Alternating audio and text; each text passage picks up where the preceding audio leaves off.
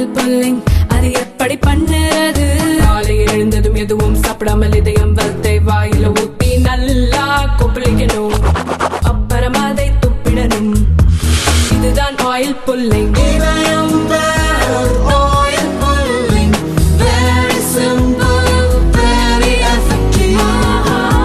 ஹோசூர் அருகே பாகலூரில் செம்மரக்கட்டைகள் பதுக்கி வைத்திருப்பதாக போலீசாருக்கு ரகசிய தகவல் கிடைத்தது.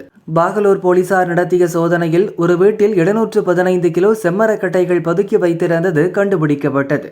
வீட்டின் பின்னால் பதுக்கி வைக்கப்பட்டிருந்த மொத்த கட்டைகளையும் போலீசார் பறிமுதல் செய்தனர். வீட்டின் உரிமையாளர் ராஜு. இவர் ஹோசூர் அடுத்த பாகூர் பகுதியில் பெட்டிக்கடை நடத்தி வருகிறார். செம்மரக்கட்டை புரோக்கர் வேலையும் செய்து வந்துள்ளார். போலீசார் வரும் தகவல் அறிந்து முன்பே தப்பி சென்ற ராஜுவை தேடி வருகின்றனர்.